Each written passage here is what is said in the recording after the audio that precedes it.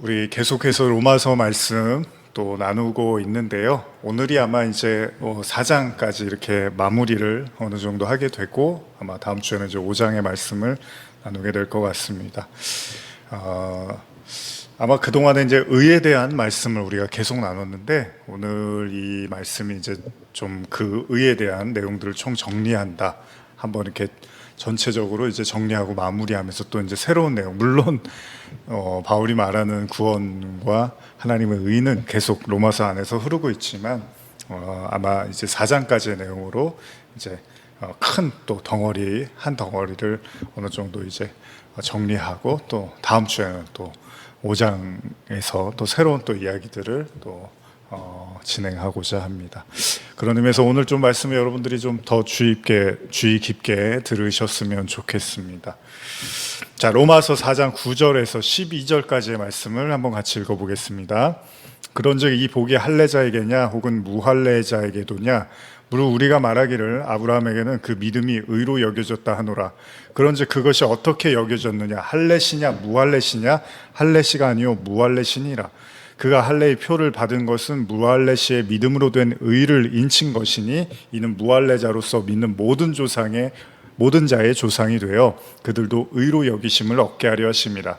또한 할례자의 조상이 되었나니 곧 할례 받을 자에게뿐 아니라 우리 조상 아브라함이 무할례시에 가졌던 믿음의 자취를 따르는 자들에게도 그러하니라. 자, 우리는 지난 시간에 로마서 4장의 상반부의 말씀을 통해서 바울이 아브라함을 예로 들면서 그의 의로움이 행위에 있지 않고 오로지 믿음에 있었다라는 것을 보았습니다. 바울은 이런 아브라함의 믿음을 일하지 아니하고 삭슬받은 자라고 이렇게 비유를 했어요. 일을 안 하고 돈을 받았다는 거예요. 다시 말하면 행위를 의지하여 의로움을 얻으려는 자들은 자신들이 일한 것에 대한 삭스로 구원을 얻으려고 하였기 때문에 그것은 하나님의 선물이 아니라는 것입니다. 그런 의미에서 구원이라는 것은 어떤 의미에서 공짜, 거저준다 이런 의미란 말이에요. 그렇습니다. 실제로 성경에서도 여러 번 언급되고 있지만 구원은 하나님의 선물이라는 거예요. 선물은 그냥 주는 거잖아요. 선물 줄게 돈 줘 이러면 선물이 아니죠. 값없이 베푸시는 공짜의 은혜인데 제가 아마 작년 이맘때도 공짜의 대가 뭐 이런 제목으로 설교를 했었었는데 마태복음 20장에 등장하는 포도원 품꾼의 비유처럼요. 주인은 사람들을 불러서 포도원에서 일을 시킵니다. 이 마태복음 20장에 등장하는 내용을 이제 여러분과 오늘 나누면서 말씀을 좀 같이 이어보려고 하는데 굉장히 중요한 내용입니다. 이미 들으셨고 아는 내용이지만 좀 더 오늘 더 구체적으로 한번 생각해 볼 필요가 있을 것 같아요. 문제는 이 포도원 품꾼의 비유에서 문제가 뭐죠? 여러분들 아시는 것처럼 일찍 와서 일한 사람과 1시간밖에 일하지 않은 사람의 삭시 동일하게 이렇게 한 데나리온이었다라는 거죠. 이게 이제 문제가 화근이 됩니다. 자, 그래서 이 마태복음 20장에서 예수님이 이 비유를 예를 들면서 이제 여기서 문제가 무엇이고 여기서 무엇을 말하고 싶은지를 이제 예수님이 비유를 통해서 우리에게 말씀하시는 거예요. 자, 당연히 먼저 온 사람은 성질이 나겠죠. 왜요? 아침부터 와서 일한 사람하고 일 거의 끝날 때쯤에 파장할 때쯤 와갖고 일한 사람이 같은 돈을 받으면 당연히 화가 날 겁니다. 마태복음 20장 10절에서 12절 보시면요. 먼저 온 자들이 와서 더 받을 줄 알았더니 그들도 한 데나리온씩 받은지라.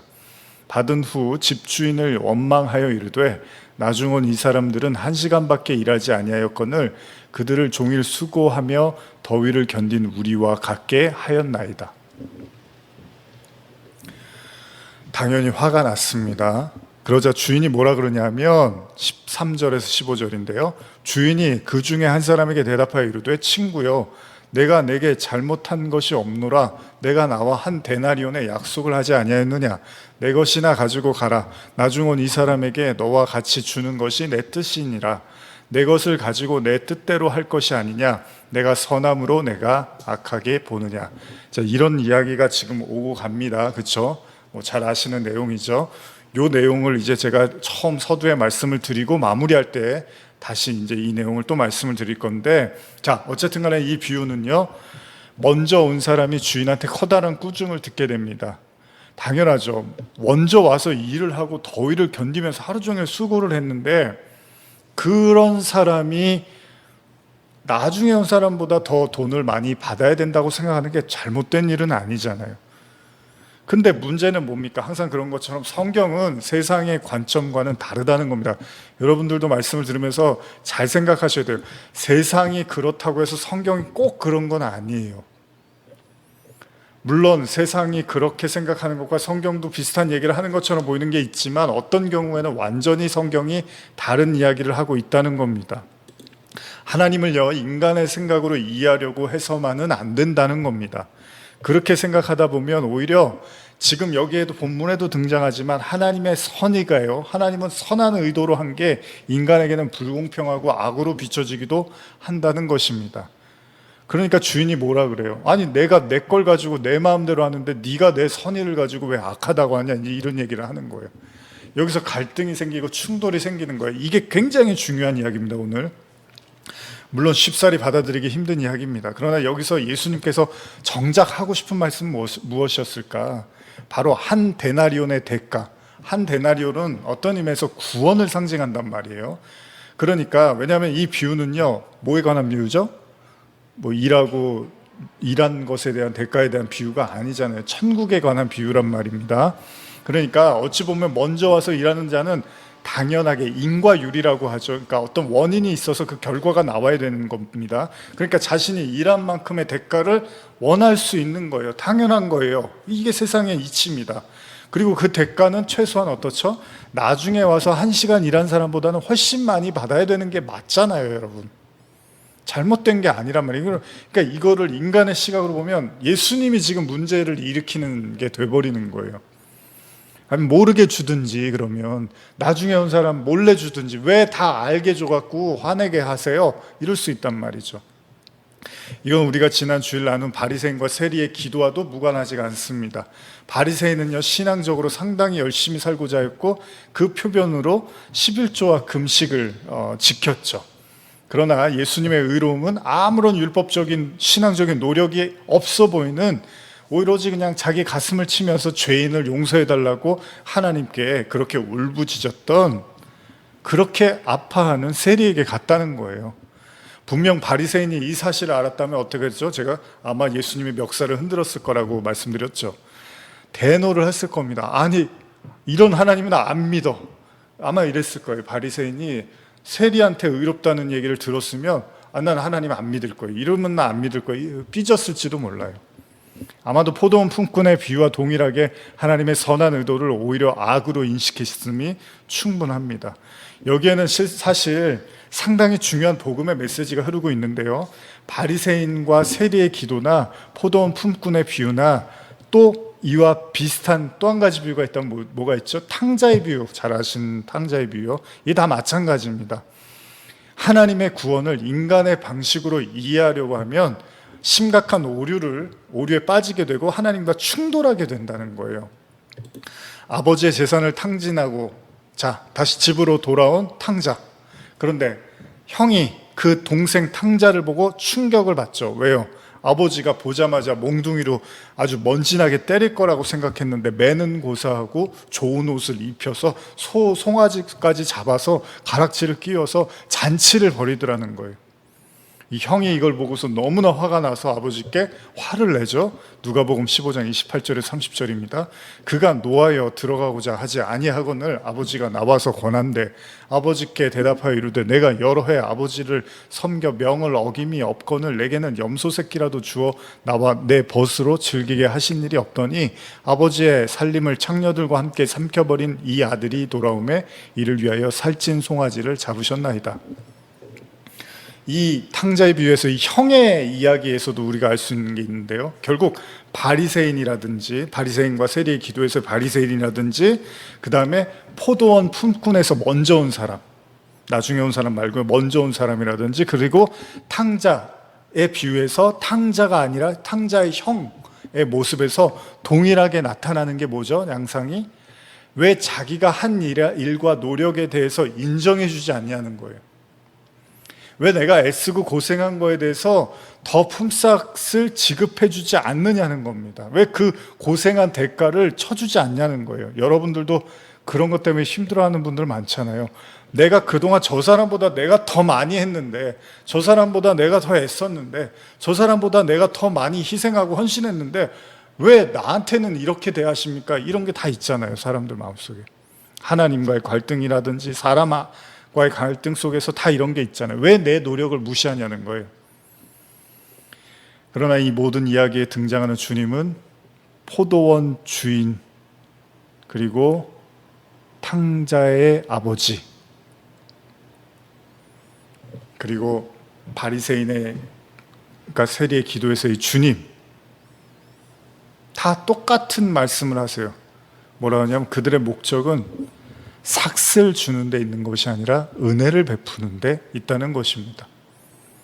그렇습니다. 삭시라는 게 뭐죠? 말 그대로 일한 것에 대한 대가를 받는 거죠. 그러나 은혜는 지난주에 나누었던 바울의 고백대로 일하지 아니한 자가 삭슬 받는 겁니다.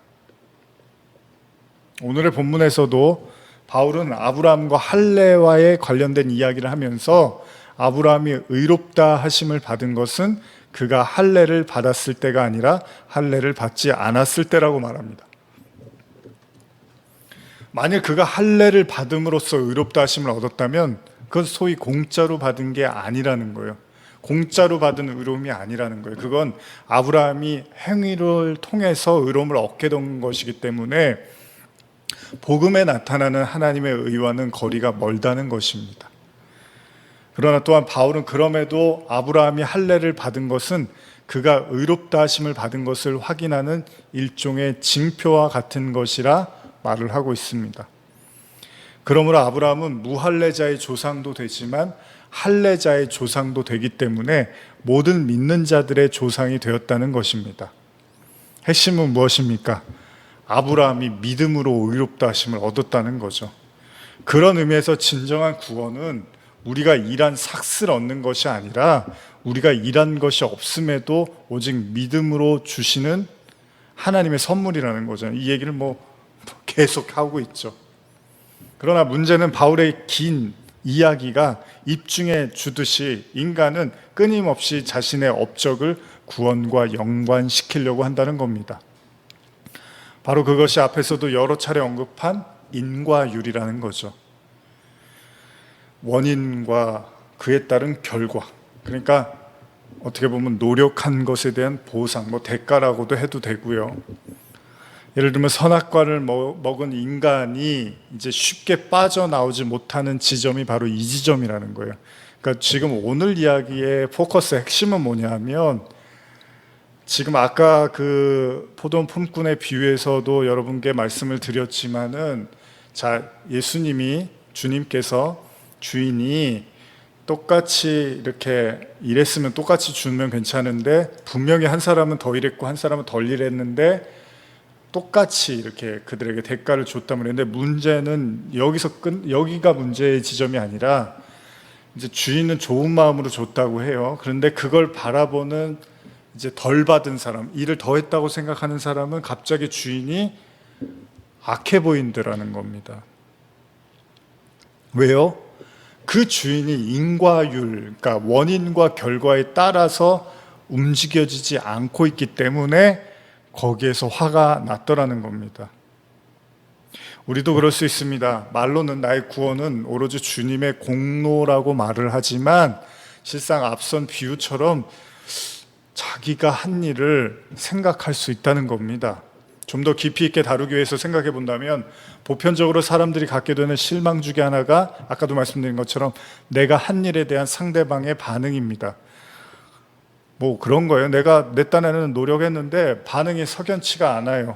그러면 사람들이 속상해하고 섭섭해 하잖아요. 예를 들면 부모가 자식을 애쓰고 공들여서 키웠는데 실상 자신이 생각하는 것만큼 자식이 그렇게 감사해하지도 않고 존경하지도 않을 때, 이거는 부부관계, 연인관계, 친구관계, 가족관계, 성도 안에서도 모두에게 나타날 수 있는 관계죠. 나타날 수 있는 현상이죠. 결국 한 것에 대한 대가가 오지 않을 때 사람들이 매우 실망하고 분노합니다. 어쩌면 앞서 나눈 포도원 품꾼의 비유를 예수님의 그 천국의 비유로 묘사하셨다면 아마도 우리는 생각해 볼 필요가 있습니다. 먼저 와서 일한 사람은 분명히 화를 낼 수밖에 없습니다. 그러나 여러분과 제가 나중에 와서 1시간만 일한 사람이라면 아마도 두 가지 감정이 교차할 수 있습니다. 그러니까 여러분과 제가 처음 일찍 와서 일한 사람이면 화가 났겠죠. 근데 반대로 나중에 와서 일한 사람이라면 어떻겠죠? 처음에는 주인의 호의에 너무 감사할 거예요. 아니 나는 별로 일하지 않았는데 이렇게 많은 값을 주십니까? 삭스를 주십니까? 그러면서 굉장히 감사해 할 거예요. 그러나 동시에 드는 또 다른 생각은 근데 제가 일한 것보다 너무 많이 받아서 좀 불편한 마음이 들 수도 있다는 겁니다. 맺고 끊고가 분명한 사람들 있죠. 뭐 아싸란 사람이라고 하죠. 일한 만큼 대가를 받지 못하는 것도 불편한 일이지만 일을 안 했는데도 웃돈을 받았고 더 많은 돈을 받았다면 그 역시도 불편한 일이 될 수 있다는 겁니다. 그러니까 일찍 와서 일하고 돈을 제대로 못 받은 사람도 속상하지만 나중에 와서 하루치를 받은 사람도 결코 마음 편한 일은 아니라는 겁니다. 그럼에도 주인의 선택은 옳았다고 말을 해요. 나는 이게 선의를 베푸는 거라고 해요. 사람들에게 쉽사리 깨지지 않는 셈이라는 게 있습니다. 계산이죠, 셈. 소위 명확해야 된다는 겁니다. 그래야지 사람들의 마음이 편하고 싸움이 안 나죠, 그죠? 만일 포도원 품꾼이 동일한 삭세 결과로서 싸움이 난다면 이 책임은 누구의 몫일까요? 만일 주인이 소위 아싸라게 분명하게 몫을 챙겨줬다면 이런 갈등은 애초에 생기지 않았겠죠. 집 나간 동생보다 아버지 곁을 지키면서 수종을 들었던 형이라든지 하나의 율법이라도 더 지키면서 스스로 거룩한 삶을 살고자 했던 세리가 아닌 바리새인이었다면 먼저 와서 수고로 일한 일꾼을 주님께서 더 칭찬하고 그 몫을 챙겨주고 나중에 온 사람에게는 적은 양의 대가를 줬다면 이런 혼란과 갈등은 없었을 겁니다. 그럼에도 주님은 포도원 품꾼을 예로 들면서 이게 천국의 비유라고 말씀하십니다. 그렇다면 우리는 이 비유에서 반드시 우리가 나중에 온 일꾼이라는 생각만 해서는 안 되겠죠. 나중에 온 사람은 뭐 감지덕지 했겠죠. 어쩌면 이 땅을 살아가는 모든 인간이 이 인과율이라는 법에서 자유로울 수가 없다면 우리 역시도 먼저 와서 일한 품꾼일 수 있다는 거예요. 그러니까 우리는 꼭 탕자고 우리는 꼭 세리고 우리는 꼭 나중에 온 품꾼이 아니라 우리가 탕자의 형일 수도 있고 우리가 바리새인일 수도 있고 우리가 먼저 와서 아침부터 일한 품꾼일 수도 있다는 겁니다. 왜요? 우린 죄인이잖아요. 그러니까 우리는 죄악된 눈으로 예수님을 주인을 바라볼 수 있을 거라는 겁니다. 그렇다면 나중에 와서 일한 사람이 나와 동일한 삭스를 받는다면 분명히 우리도 시험에 들 수 있을 거라는 겁니다. 그럼에도 주님의 비유는 반드시 이것을 극복해야 함을 우리에게 말해주고 있는지도 모릅니다. 물론 이것은 복음이 유대인에서 이방인으로 옮겨감에 대한 이야기로도 이해할 수 있습니다. 처음에 유대인들을 하나님 선택하셨는데 나중에 복음이 이방인에게 편만하게 퍼져나가잖아요. 물론 당시의 유대인들은 자신들이 장자라고 생각했기 때문에 이방인들에 대한 구원은 상상조차 할 수 없었습니다. 그러한 그들에게 이방인에 대한 구원은 포도원 품꾼의 비유와도 같을 수도 있었겠죠. 아니 쟤네들이 뭘 했다고요? 우리는 이렇게 아침부터 와서 일했는데 우리는 하나님이 먼저 택하셔서 이렇게 하나님을 열심히 믿고 지키려고 했는데 이방인들이 한 게 뭐가 있습니까? 근데 왜 구원을 주십니까? 라고 생각했을 수도 있다는 겁니다. 여러분 과연 인간이요 이런 인과율이라는 원인과 결과 이런 인과율의 법칙으로부터 자유로울 수가 있을까요? 세상 대부분의 종교는요 제 생각에는 이 인과율을 말하고 있습니다. 심지어는요 사후세계조차도 이 인과율이 지배한다고 생각하는 경우도 있습니다. 그러니까 눈에 보이는 세상이나 그렇지 않은 모든 세상의 법칙이 인간의 선행과 노력에 의해서 상 주고 벌을 준다는 그런 이야기들로 가득 차 있을 수 있다는 겁니다. 그리고 그것은 인간이든 종교든 그들이 만들어 놓은 어떤 법을 지키느냐 그렇지 못하느냐로 결정되어진다는 것을 의미하기도 합니다. 그러니까 쉽게 말하면 모든 세계가 이 인과율, 인간의 노력과 선행에 의해서 모든 것이 결정되어진다는 거예요. 상과 벌. 그런데 복음은 그러한 인간의 행위가 구원의 길이 아니라 오로지 믿음뿐이라고 말을 하고 있다는 거예요. 그러니까 엄밀히 말하면 다른 얘기를 하고 있는 거예요. 모든 사람이 알고 있는 그 법칙이 아니라 다른 이야기를 하고 있다니까요, 복음은. 그야말로 복음은 하나님께서 거저 주시는 은혜, 곧 공짜에 대한 이야기를 하고 있다는 겁니다. 그렇습니다. 처음에는 누구나 막연한 믿음에서 신앙생활을 하죠. 집안에 우환이 있거나 개인적으로 어려운 일이 있거나 여러 가지 상황 속에서 주님을 영접하려고 합니다. 아마도 그분이 나를 도와주시기를 간절히 바라는 마음에서겠죠. 그러나 소위 신앙의 여정을 걷게 되는 성도는 단순히 나를 도우시는 하나님에서 멈추는 것이 아니라 이제 그 하나님의 말씀과 뜻을 배우고 받아들이게 되는 거잖아요. 그리고 그 복음의 정점에서 하나님의 구원이 인간의 노력의 대가가 아닌 오로지 일하지 아니한 자에게 주시는 삭슬 주시는 그런 선물이라는 걸 인정하고 고백을 하는 그 지점에 이르게 될 거라는 겁니다. 만일 우리의 신앙이 여전히 율법에 갇혀서 그 율법으로 이루어지려고 하는 여전히 나의 행위와 노력의 대가로 그 구원을 얻을 수 있다고 생각한다면 우리 역시도 나중에 와서 이런 사람이 나와 동일한 삭슬 받으면 흥분할 것이라는 거예요.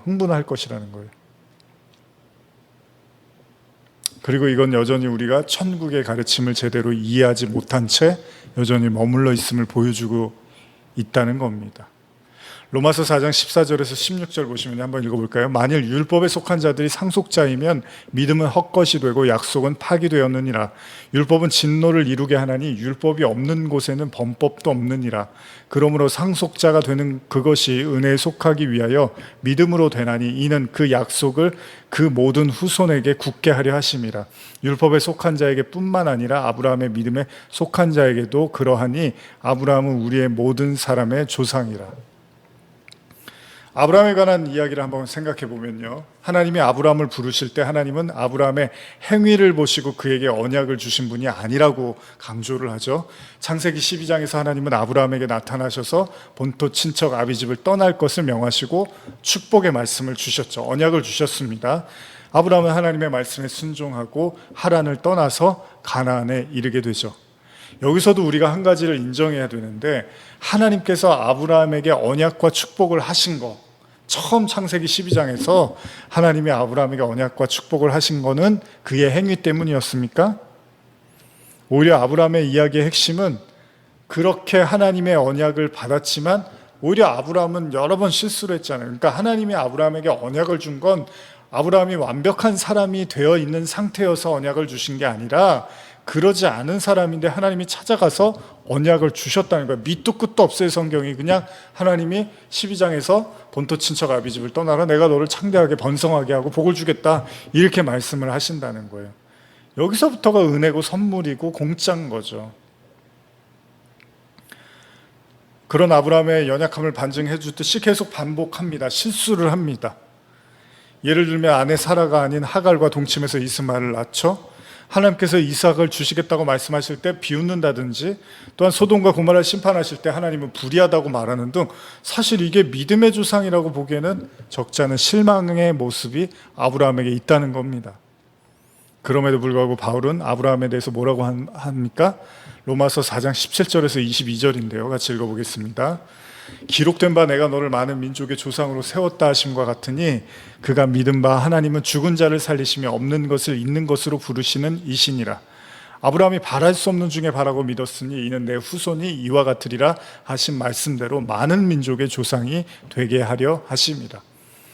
그가 100세나 되어 자기 몸이 죽은 것 같고 사라의 태가 죽은 것 같음을 알고도 믿음이 약하여지지 아니하고 믿음이 없어 하나님의 약속을 의심하지 않고 믿음으로 견고하여져서 하나님께 영광을 돌리며 약속하신 그것을 또한 능히 이루실 줄로 확신하였으니 그러므로 그것이 그에게 의로 여겨졌느니라. 바울은요, 아브라함이 바랄 수 없는 중에 바라고 믿었다고 합니다. 창세기를 보면 아브라함이 99세에 하나님의 사자가 나타냈을 때만 해도 사실 그는 하나님의 약속을 비웃습니다. 그런 내용이 기록이 되어 있습니다. 그러나 분명한 사실은 하나님의 사자가 할례를 명하였을 때 그는 모든 집안의 사람들에게 할례를 행합니다. 그렇다면 이 할례의 시점이 아브라함이 믿음이 약하여지지 않은, 그럼에도 불구하고 다시 믿었다라고 지금 바울이 언급하는 그 시점으로도 볼 수 있다는 겁니다. 왜냐하면 바울도 아브라함의 믿음의 시점을 100세가 되어 자신의 몸이 죽은 것 같고 사라의 태가 죽은 것 같음을 알고도 믿음이 약하여지지 않았다라고 말하고 있기 때문에 그 시점, 그 99세에서 100세가 되어져가는 그 시점으로 볼 수 있다는 겁니다. 그렇다면 복음이 말하고 있는 의로움이라는 건 행위가 아닌 믿음이라는 건데, 이것은 이렇게도 이해할 수 있다는 겁니다. 사실 아브라함이 이삭을 낳기 직전인 99세까지만 해도 결코 그가 믿음이 있었다고 보기는 좀 어렵잖아요.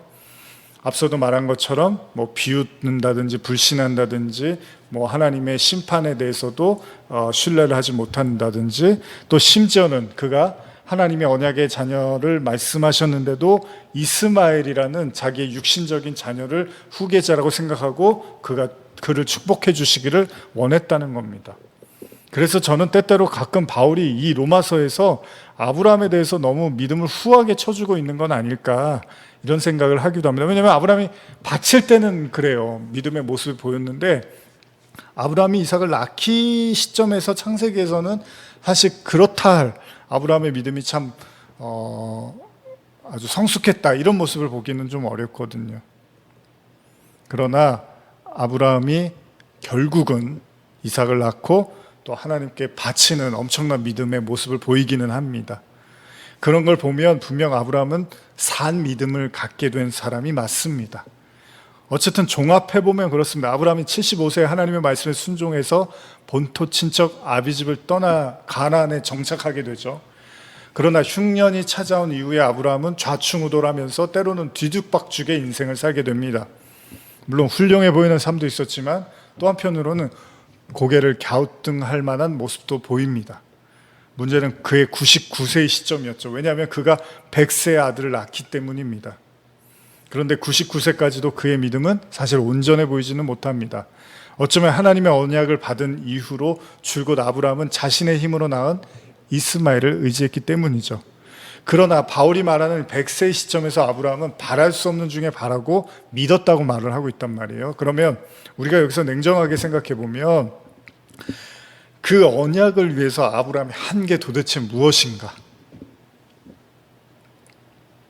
기다렸다라는 내용을 우리가 이제 아브라함 이야기할 때 많이 나누긴 했지만, 사실 그 기다림도 아브라함이 이스마엘을 이제 붙잡고 있었단 말이에요. 율법으로 치자면 아브라함은 아내를 통해서 자손을 주겠다는 하나님의 언약 말씀을 들었는데 오히려 아브라함은 그걸 깬 거잖아요. 깨고 여종과의 아들을 낳은 거죠. 이건 무엇을 의미합니까? 그가 하나님의 말씀, 그 말씀을 저버렸다는 거잖아요. 물론 당시에는 율법이 없던 시점이긴 하지만 엄밀히 말하면 하나님께서 언약을 주셨어요. 율법을 주셨는데 아브라함이 그 율법을 깨버린 게 된 거죠. 그러면 바울의 논리대로라면 아브라함은 어떻죠? 이미 심판의 대상인 거죠. 왜냐하면 하나의 율법이라도 어기면 안 되는데 아브라함도 결국은 이스마엘을 하갈과 동침해서 이스마엘을 낳기 때문에 하나님의 말씀을 깨버린 게 된 거예요. 그럼 심판의 대상이란 말이에요. 그러나 아브라함은 이것을 깨닫지 못하고 여전히 이스마엘을 축복해달라고 하잖아요. 하나님께 때를 쓴단 말이에요. 언제까지요? 99세까지. 자, 제가 한번 여러분께 묻고 싶은 것은 아브라함이 99세까지 하나님께 내세울 행위가 있냐는 거예요. 과연 아브라함이 이삭이라는 약속의 자녀를 받을 자격이 있는 사람이냐는 거예요. 엄밀히 말하면 없습니다. 그의 행위로는 하나님께 받을 칭찬도, 하나님이 그에게 언약을 베푸셔야 할 이유도 없습니다. 말씀을 깼는데 깬지도 모르고 이스마엘을 붙잡고 그 이스마엘 축복해 주세요 이러고 있었다니까요. 아브라함이. 굳이 설명하지 않아도 하나님 앞에서는 하나의 범죄도 용납이 안 되니까 아브라함도 이미 진노의 대상이었던 거예요. 심판의 대상이었던 거예요. 언약을 깨버렸으니까.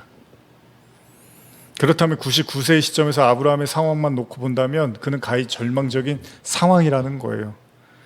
그에게 이삭이 없어서가 아니라 그가 여전히 하나님의 말씀을 깼음에도 불구하고 그걸 인식조차도 못하고 있었기 때문이에요. 그러니까 비웃을 수 있는 거예요, 여러분.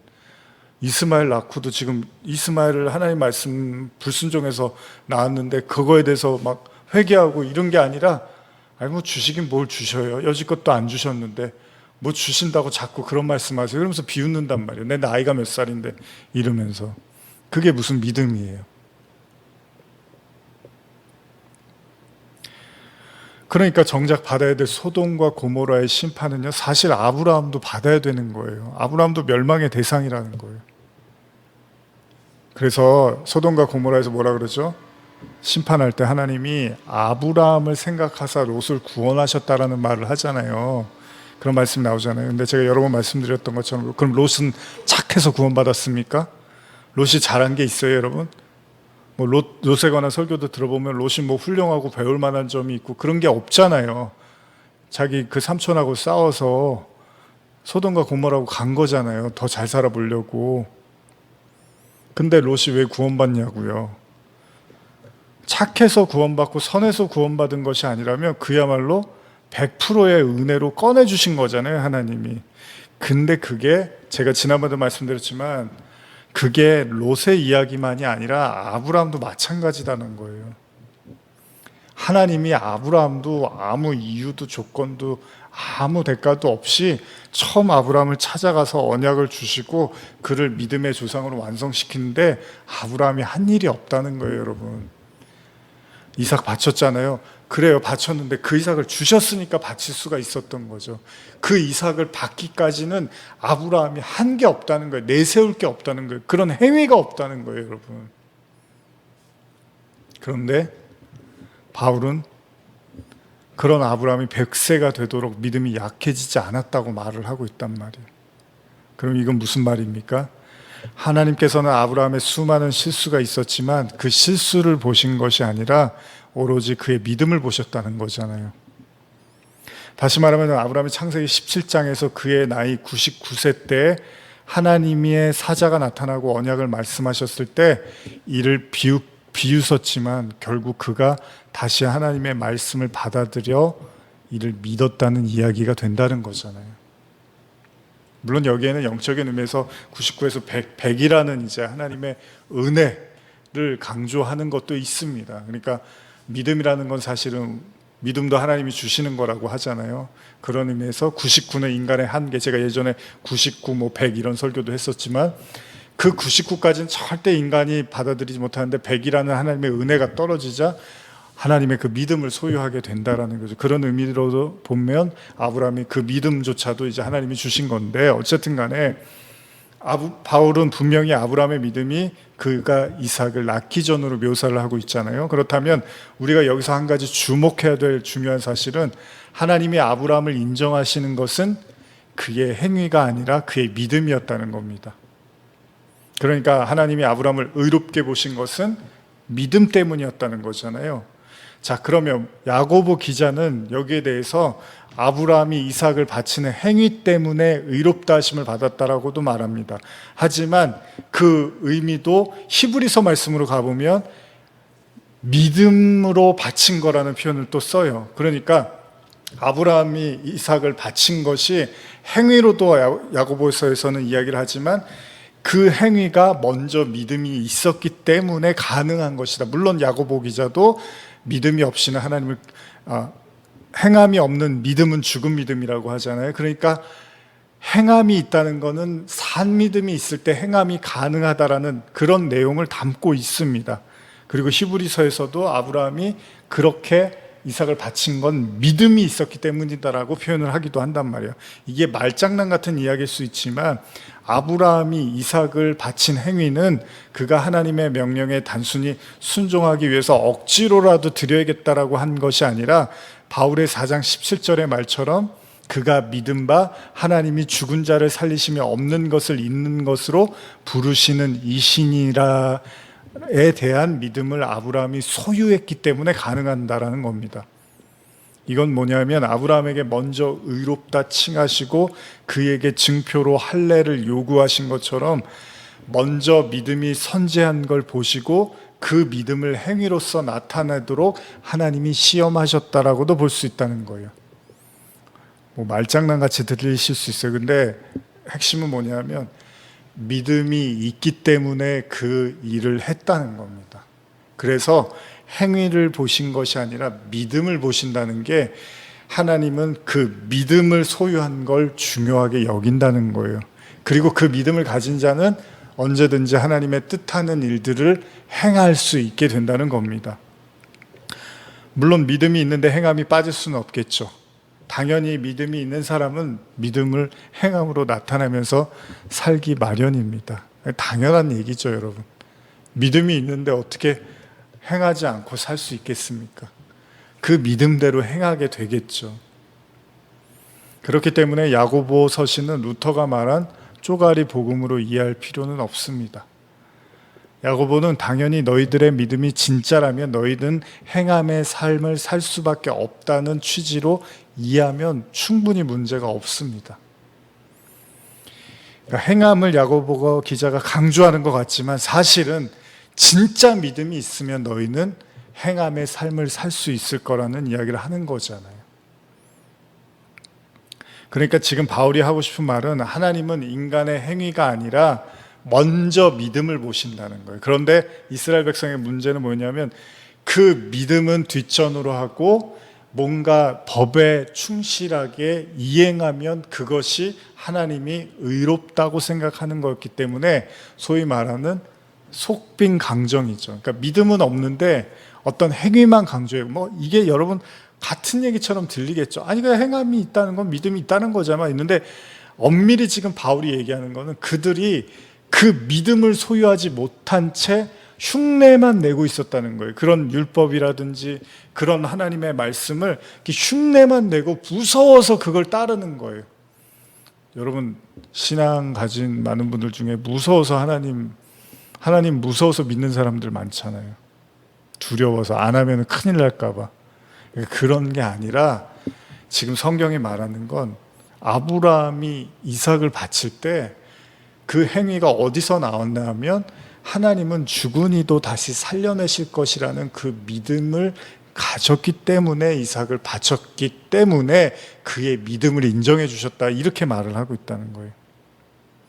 그래서 중요한 건 하나님은 인간의 행위보다 먼저 믿음을 보신다는 겁니다. 그러니까 굳이 말하면 인간의 행위가 아니라 지금 로마서의 말씀 것처럼 믿음을 보신다는 거예요. 믿음, 여러분과 제 안에 있는 믿음을 중요시 여긴다는 거예요. 로마서 3장 28절 뭐 수없이 나눈 얘기죠. 그러므로 사람이 의롭다 하심을 얻은 것은 율법의 행위에 있지 않고 믿음으로 되는 줄 우리가 인정하노라. 그러니까 다시 아브라함의 이야기로 돌아간다면 우리는 하나님의 언약이라는 선물을 받고도 끊임없이 실수하고 넘어지고 하나님의 말씀을 어길 수 있습니다. 그럼에도 하나님은 우리의 믿음이 온전해지기를 기다리신다는 거예요. 그러니까 하나님은 우리의 행위가 온전해지는 걸 기다리는 게 아니라 우리의 믿음을 완성시켜가는 과정이에요. 그리고 여러분과 제가 그 그리스도의 장성한 분량, 그리스도의 장성의 분량에 이르는 과정 속에서 한 가지 배우는 건 내가 내세울 행위가 없구나라는 걸 알게 된단 말이죠. 그러면서 하나님이 내 안에 이 믿음을 완성시켜 가시는구나라는 걸 보게 된다는 겁니다.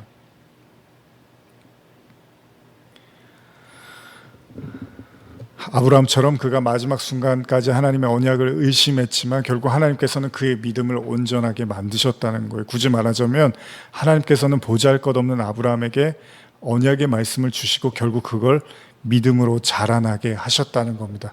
잘 아는 말씀대로 고린도전서 3장 5절에서 7절 보시면 그런즉 아볼로는 무엇이며 바울은 무엇이냐, 그들은 주께서 각각 주신 대로 너희로 하여금 믿게 한 사역자들이니라.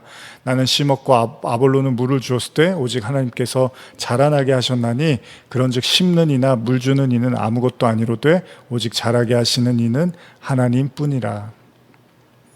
아브라함이 처음 의롭다 칭함을 받은 시점 언제죠? 창세기 15장 6절인데요. 이때는 아브라함이 자녀가 없을 때입니다. 그래서 낙담하고 있는 아브라함에게 하나님이 다시 나타나셔서 언약을 설명하신 후에 이걸 믿었다고 기록을 해요. 아브라함이 이걸 믿으니까 하나님이 그걸 의롭다고 여겼다라고 한 것이 창세기 15장이란 말이에요. 그런데 이후에 아브라함은 여종과 함께 이스마엘을 낳고 그리고 성경은 다시 아브라함의 믿음이 온전해지는 모습인 이삭을 낳고 또 바치는 장면을 보여주고 있죠. 이 부분을 놓고 보면 아브라함의 믿음이 소위 씨앗에서 출발해서 열매를 맺는 장성한 분량에 이르는 것을 보여주고 있는 듯합니다.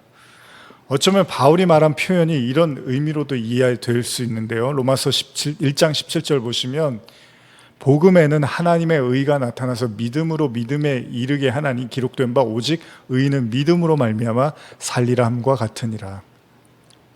그러니까 이것은 믿음이라는 작은 씨앗이 거대한 완성이라는 열매의 결실을 맺는 과정. 그래서 하나님의 의는 인간의 행위가 아니라 오직 믿음에 주목하신다고도 이해할 수 있다는 거예요.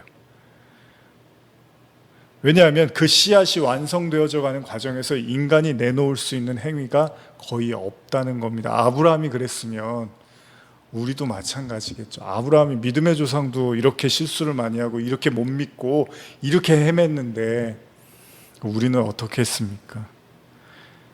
제가 드리는 건 아브라함이 창세기 15장에서 그 언약을 믿었다고 하잖아요. 근데 그러고 나서 바로 여종과 이스마엘을 낳잖아요. 그러니까 사실 그 믿음은 어떻게 보면 굉장히 보잘것없는 믿음일 수도 있어요. 근데 하나님이 그 보잘것없는 그 작은 믿음조차도 의로 여겨주시고 나서 그 믿음을 자라게 하셔서 나중에는 이삭을 낳고 바치는 그 엄청난 믿음으로 하나님이 만드셨다는 겁니다. 어쩌면 이것이 아브라함의 교훈일 것입니다. 그러나 그 믿음의 씨앗이 온전해져 가는 과정에서 결국 아브라함의 믿음도 어느샌가 강해져 버린 거죠. 보잘것없는 그런 믿음이었는데, 믿는다고 해놓고 바로 딴짓하고 바로 언약 깨버리는 그런 믿음이었는데 어느 순간에 하나님이 그 믿음을 완성시켜 버리더라는 거예요. 결국 이 모든 것은 100% 자라나게 하시는 하나님의 은혜라는 거죠. 아브라함의 노력이 아니라 하나님이 거저 주신 거라는 거예요. 뭐 씨앗을 먹을 수 없잖아요. 여러분 사과를 먹지 사과 씨를 먹지나 씨는 뱉잖아요.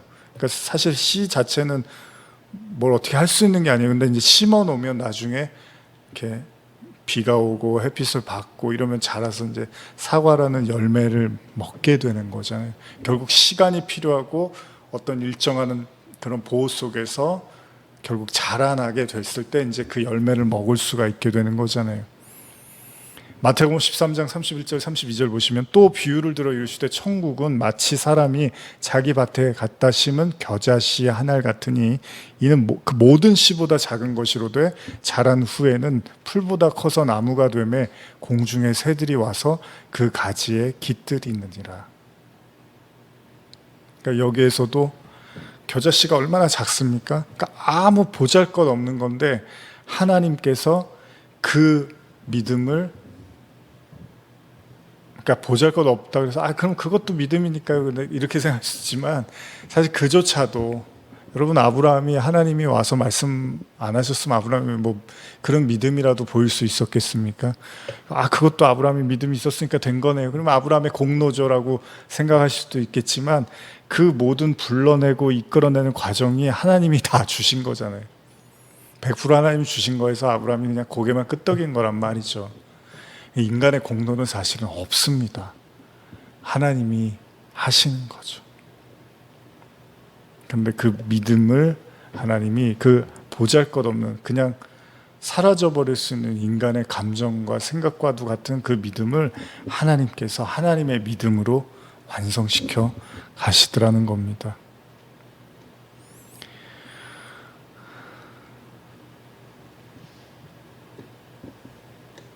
분명히 인간은요, 이 인과율이라는 세계로부터 자유로울 수가 없습니다. 제가 오늘 인과율 제목도 그렇게 지었는데 엄밀히 말하자면 아브라함의 모습을 세세히 지켜보신 하나님이라면 아까도 말씀드린 것처럼 그에게 이삭을 주실 이유가 없습니다. 그리고 그를 믿음의 조상으로 만드실 이유도 없습니다. 그를 복으로 삼아주실 어떤 이유도 아브라함에게는 찾을 수가 없습니다. 설령 그가 몇 가지 선행이 있다 하더라도 완전한 하나님 앞에서는 그것이 이유가 될 수는 없다는 거예요. 그럼에도 우리는 생각해 볼 수 있습니다. 어떤 의미에서요, 아브라함도 언약을 다 잃어버리고 어떻게 보면 방황하는 그런 모습이었잖아요. 이걸 생각해 보면 마치 돌아온 탕자가 떠올리죠. 이스마엘을 붙잡고 막 복을 달라고 하고 하나님의 심판을 불공정하다고 말하는 이런 모습에서는 스스로 의롭다 여기는 그 바리새인의 모습과 또 다르지가 않습니다. 또 어떤 의미에서 복을 받을 자격이 없음에도 복을 받은 모습을 보면 늦게 와서 1시간만 일하고 후한 삭슬 받은 포도원 품꾼의 모습을 또 아브라함에게서 찾아볼 수도 있습니다. 어쨌든 간에 그런 아브라함이 믿음의 조상이 되었고 하나님은 그를 의롭다고 칭하십니다. 바울은 아마도 이런 이야기를 하고 싶었던 것 같습니다. 하나님은 인간의 행위가 아니라 믿음을 보신다. 그렇습니다. 복음은 믿음으로만 이루어진대요. 그런데 그 믿음이 뭔지 아십니까, 여러분? 하도 지금 한 8주째 이야기를 하고 있는데 이렇게도 제가 말씀드리고 이렇게도 말씀드려 보는데 오늘 도대체 무슨 믿음으로 이루어진다는 걸까? 물론 이미 나눴던 이야기를 좀 더 강조하는 것이겠죠, 제가. 근데 어쨌든 간에 이 중요한 말씀, 도대체 그럼 무슨 믿음으로 이루어진다는 건가? 사실 우리는 이 중요한 말씀을 그냥 지나쳤는지도 모릅니다. 다시 한번 바울의 고백을 찾아본다면요, 오늘 읽은 지난번에 읽은 로마서 4장 3절에서 5절 다시 한번 읽어보시면요, 같이 읽어보겠습니다. 성경이 무엇을 말하느냐? 아브라함이 하나님을 믿음에 그것이 그에게 의로 여겨진 바 되었느니라. 일하는 자에게는 그 삭시 은혜로 여겨지지 아니하고 보수로 여겨지거니와 이를 아니할지라도 경건하지 아니한 자를 의롭다 하시는 이를 믿는 자에게는 그의 믿음을 의로 여기시나니. 이게 굉장히 중요한 얘기입니다. 여기 보시면 일하는 자에게는 그의 삭시 은혜로 여겨지지 아니하고 보수로 여겨지거니와 이를 아니할지라도 경건하지 아니한 자를 의롭다 하시는 이를 믿는 자에게는 그의 믿음을 의로 여기시나니. 현대로 한 번 더 읽어드릴게요. 4장 3절 4절인데요.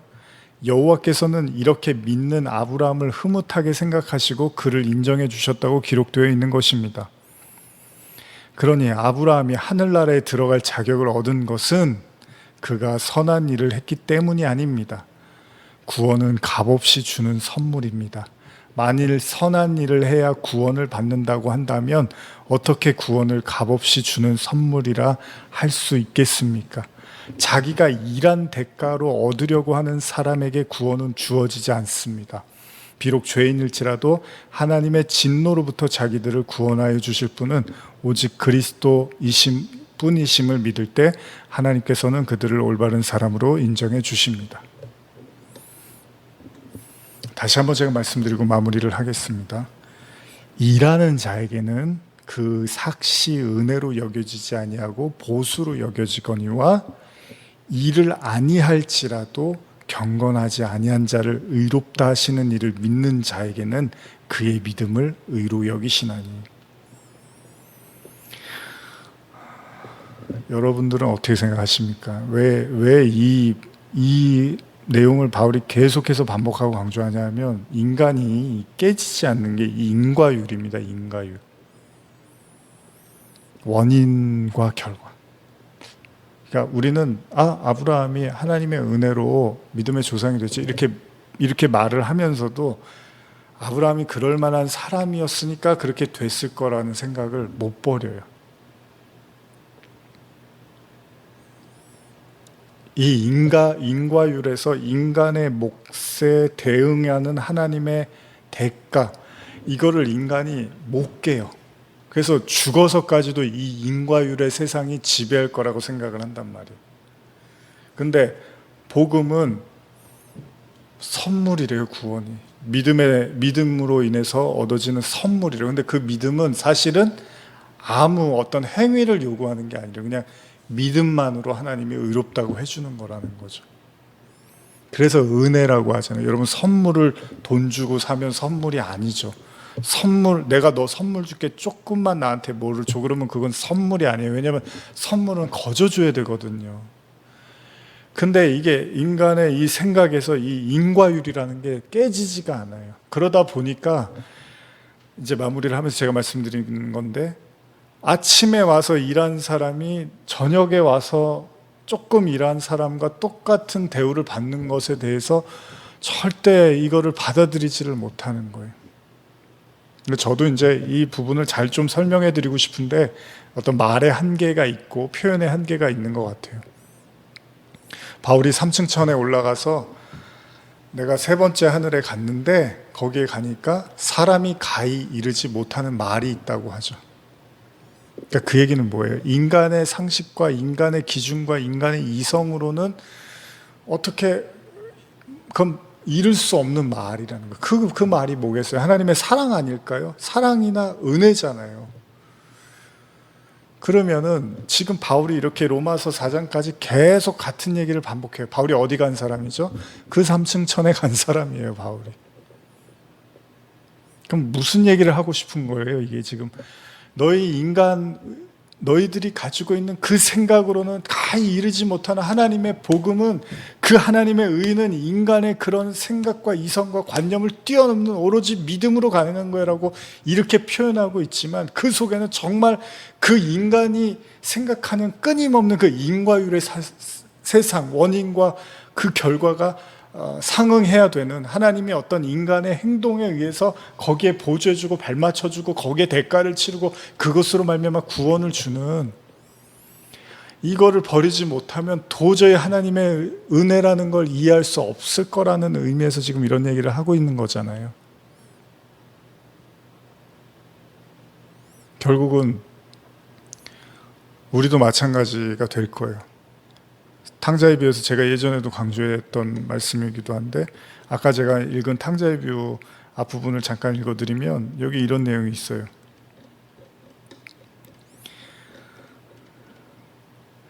누가복음 15장 28절에 보면요, 그가 노하여 들어가고자 하지 아니하거든 아버지가 나와서 권한대, 이런 표현이 있거든요.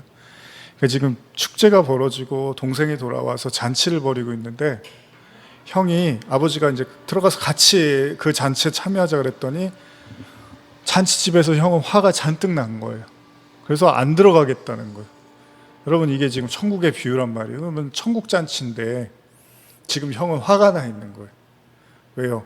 그 인과율이 깨지지가 않아서 여러분과 제가 이 율법이라는, 이 행위라는, 이 인간의 노력으로 인해서, 대가로 인해서 구원을 받는다는 이 인과율, 인간의 어떤 원인과 결과, 거기에 따르는 어떤 하나님의 대가라고 구원을 이해해버리면, 그래서 인간의 선을 마치 하나님의 선보다 더 높은 차원으로 해석해버리면, 이해해버리면 천국 잔치가 벌어지고 있는데 화가 나서 못 들어갈 거라는 거예요.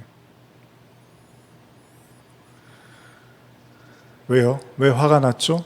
내가 한 건 뭡니까? 그러니까 여러분, 진짜 구원받는 사람은, 여러분 나중에 그 본문 누가복음에도 나오지만 심판대 앞에서 양과 염소 얘기할 때 진짜 구원받는 사람은 뭐라 그러죠? 아니, 제가 한 게 없는데 왜 자꾸 뭘 하셨다 그래요? 이런다고요.